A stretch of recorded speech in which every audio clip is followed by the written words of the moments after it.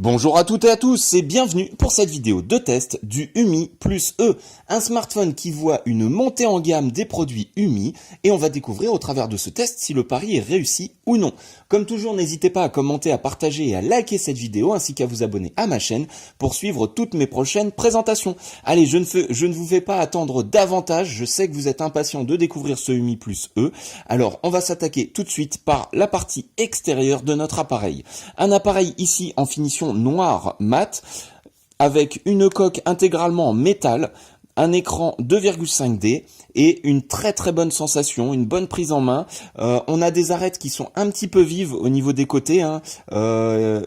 Ça surprend, c'est presque tranchant même quand on prend l'appareil en main. Voilà, ça accroche un petit peu au niveau des doigts. C'est pas plus mal parce qu'au moins ça évite que le téléphone glisse, mais c'est vrai que c'est un peu déroutant. On sent vraiment le métal au niveau du cadre. En tout cas, au niveau esthétique, un très bel appareil, très joli, avec, vous le voyez, un écran qui embarque un bouton physique au bas et on a deux boutons à côté qui ne sont pas rétroéclairés, malheureusement. Petit point faible, mais vous verrez, ça n'est qu'un détail pour ce UMI Plus E. En haut, vous le voyez ici, on a une lettre de notification, la caméra frontale. Sur le côté droit, on va trouver le bouton Power On Off, le bouton Volume Plus Moins. Sur le côté gauche, eh bien ici, un bouton déclencheur qui est paramétrable. Donc ça, c'est un très bon point pour ce UMI Plus E. Ici, le rack qui permet d'insérer les cartes. Alors, on va voir ensemble qu'on peut insérer soit deux micro SIM, donc côte à côte, ici une micro SIM, une deuxième micro SIM, ou alors vous pouvez choisir de mettre une micro SIM et une micro SD. Voilà, donc c'est bien un téléphone qui est double SIM, double micro SIM, ou alors micro SIM plus micro SD.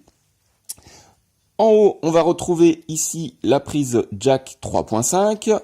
En bas, eh bien, vous allez avoir deux grilles, une grille pour le haut-parleur, une grille pour le microphone et une connectique USB type C. Voilà un bon point pour ce téléphone. À l'arrière, on va retrouver la caméra avec un double LED flash, la marque UMI et puis ici un microphone pour la réduction du bruit. Donc ça, c'est également plutôt pas mal. La coque arrière, vous le voyez, prend pas mal les traces de doigts. De toute façon, il faudra envisager évidemment l'achat d'une coque pour ce téléphone pour le protéger.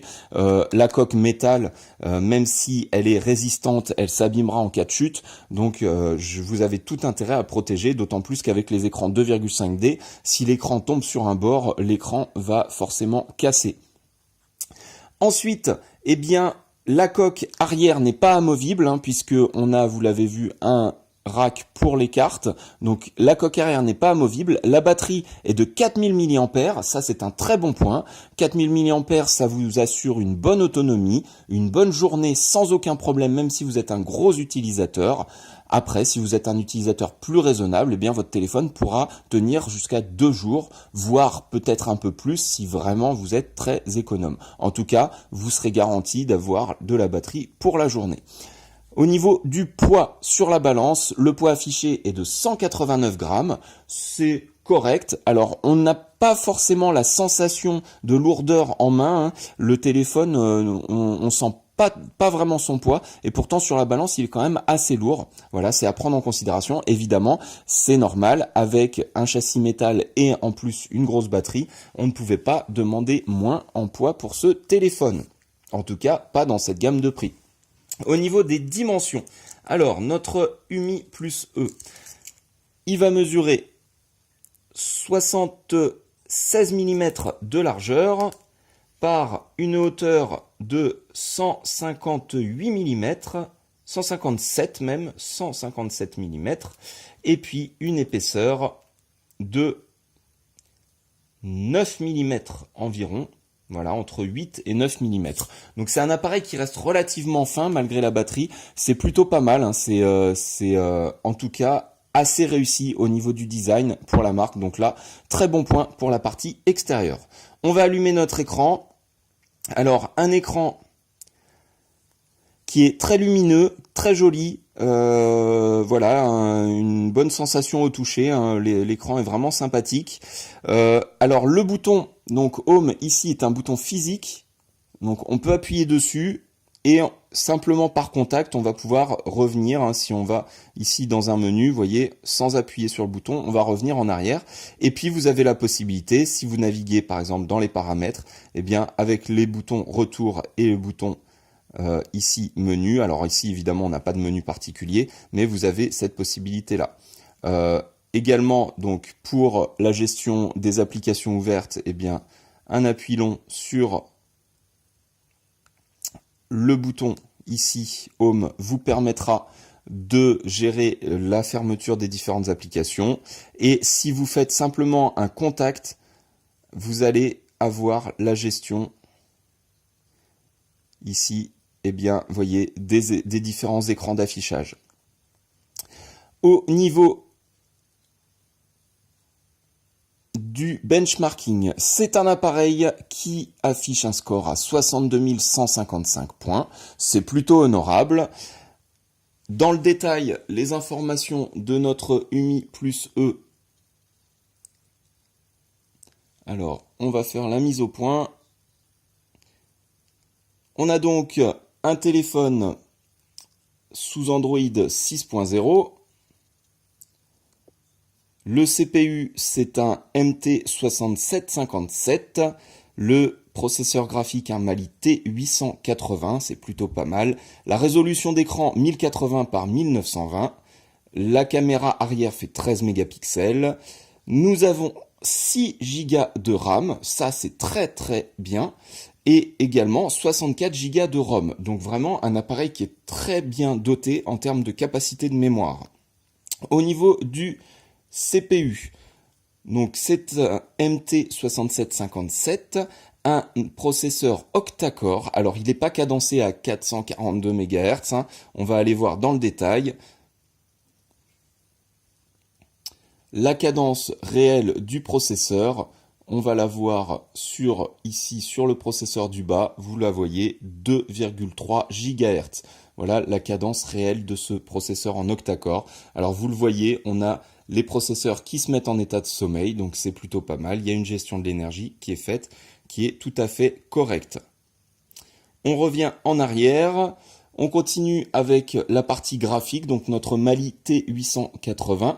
La résolution d'écran, pardon, c'est du Full HD avec une densité de pixels de 480 dpi. Ça, c'est très très bien. Ça assure une très bonne qualité d'affichage. On va aller tester le multipoint. Donc, le principe, eh bien, on pose un maximum de doigts sur l'écran et on regarde quel est le score. Et là, petite déception au niveau du score. Vous voyez, pour le multipoint, on n'est que sur un écran à 5 points. Alors, évidemment, sur un écran de 5,5 pouces, je vous mets au défi d'utiliser plus de 5 doigts simultanément dans une application. Ça arrive quand même très très peu. Mais c'est quand même à prendre en compte, ça veut dire qu'on n'est pas sur un écran haut de gamme. Pour avoir du 5 points d'affichage, on est sur un écran de moyenne gamme. Voilà, c'est important à savoir. Ensuite, au niveau des caméras, donc 13 mégapixels pour la caméra arrière, 5 mégapixels pour la caméra frontale. La version Android, évidemment, c'est du 6.0. Pas de NFC.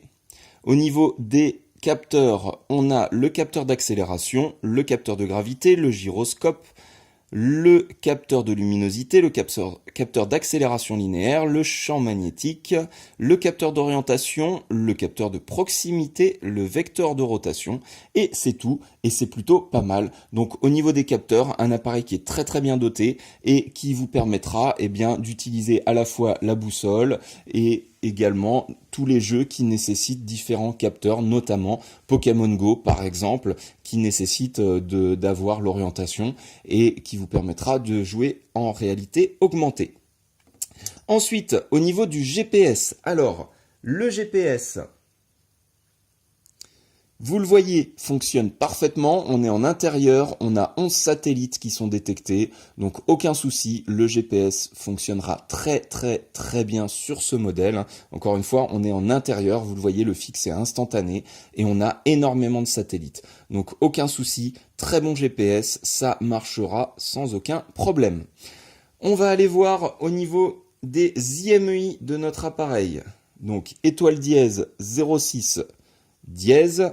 Là, on a bien 2 IMEI en 35.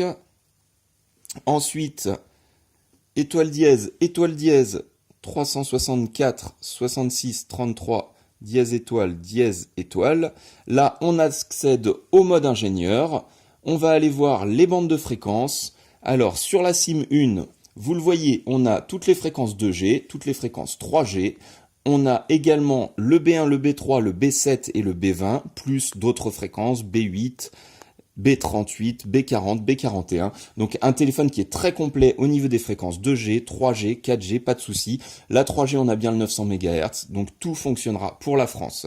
On va revenir, autant pour moi, sur le mode ingénieur. Alors, étoile dièse, 364, 66, 33, dièse étoile. Voilà, je voulais vous montrer la SIM 2. La SIM 2, pourquoi? Parce que on a la 2G et on a également la 3G sur la SIM 2. Ça, c'est intéressant. C'est pas le cas de tous les téléphones. Alors, c'est un peu dommage. On aurait pu avoir de la 4G aussi sur la SIM 2. En tout cas, c'est déjà bien d'avoir la 3G.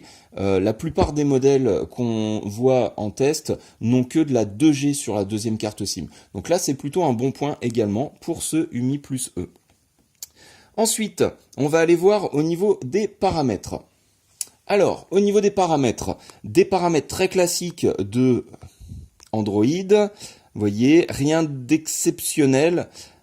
Par contre, on va trouver ici la possibilité de paramétrer la lettre de notification, donc les couleurs de notification et le fait que on ait ou pas des notifications pour, par exemple, la charge ou la batterie faible. Voilà. Alors, on n'a pas énormément, vous voyez, de possibilités. Sur d'autres modèles, vous avez davantage de paramétrage possible. Ici, c'est assez limité, mais au moins, ça a le mérite d'exister.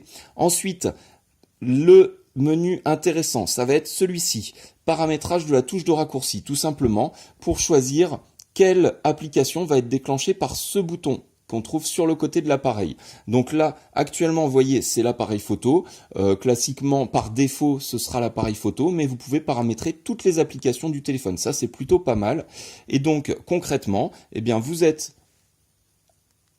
sur le téléphone, écran allumé, et vous accédez directement, vous voyez, à la partie photo. Donc ça, c'est vraiment un très bon point pour ce UMI plus E.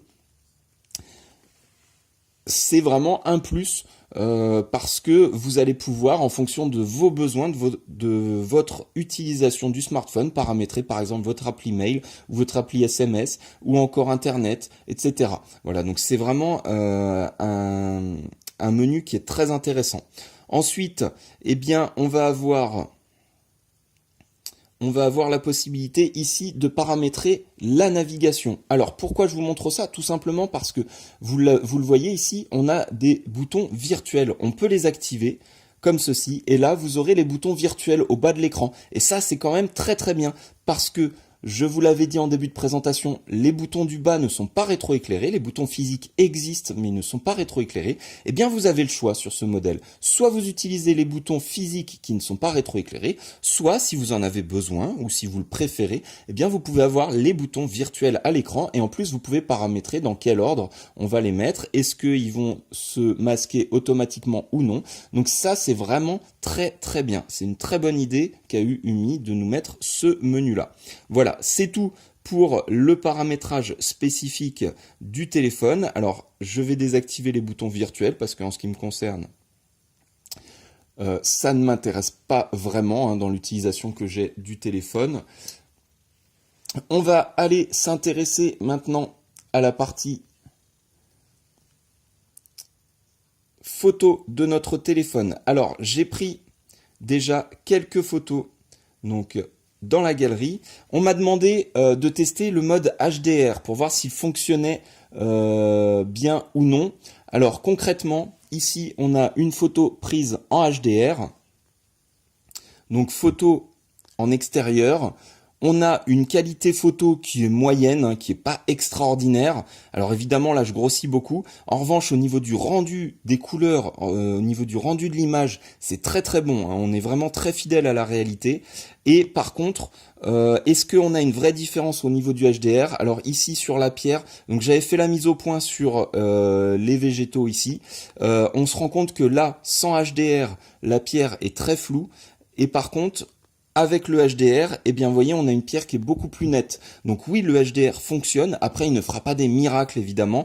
Et lorsque vous prenez une photo en HDR, sachez qu'il vaut mieux être sur un trépied parce que si vous bougez un peu, eh bien, le mode HDR ne va pas permettre de compenser, hein, puisque le mode HDR sert essentiellement à prendre plusieurs images et à recomposer l'image la plus fidèle possible à partir de la série d'images qui a été prise par l'appareil.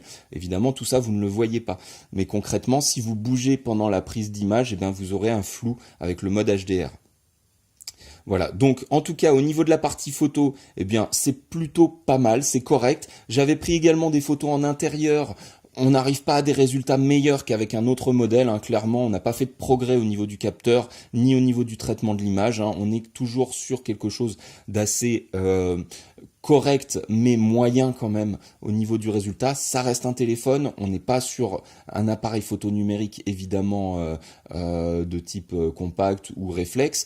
On est vraiment sur un téléphone avec une lentille, avec une caméra, mais quand on voit évidemment la taille de la caméra, ben, on peut déjà s'estimer heureux d'avoir une telle qualité photo. Voilà, c'est tout pour la partie photo. Maintenant, on va aller voir au niveau du rendu vidéo et également au niveau du rendu sonore. Donc, on va démarrer le benchmarking 3D AnTuTu. Alors, vous le voyez, l'écran n'est pas exceptionnellement réactif, hein. Parfois, il faut appuyer 2 fois avant d'avoir une réaction. C'est dû certainement à la qualité de l'écran qui fait que malheureusement, il ne réagit pas toujours au quart de tour. En tout cas, bon, en utilisation courante, ça pose pas de problème particulier. Alors, au niveau du rendu de l'image, vous vous en rendrez peut-être pas compte, mais l'image est de très belle qualité. On a vraiment un écran qui est très joli, avec de belles couleurs, une bonne luminosité. Au niveau de la qualité graphique, bon ben vous le voyez, AnTuTu pousse l'appareil dans ses derniers retranchements, hein. Malgré tout, il s'en sort plutôt pas mal. On a un bon rendu graphique, donc c'est plutôt un bon point, hein. Le processeur graphique est un bon processeur là-dessus, donc vous aurez normalement tous les jeux tourneront sans aucun problème. Au niveau du son, on va pousser à fond, donc vous voyez ici ça ne change rien, là on étouffe le son. Donc c'est bien cette grille-là qui fait office de haut-parleur, l'autre grille sert uniquement pour le microphone.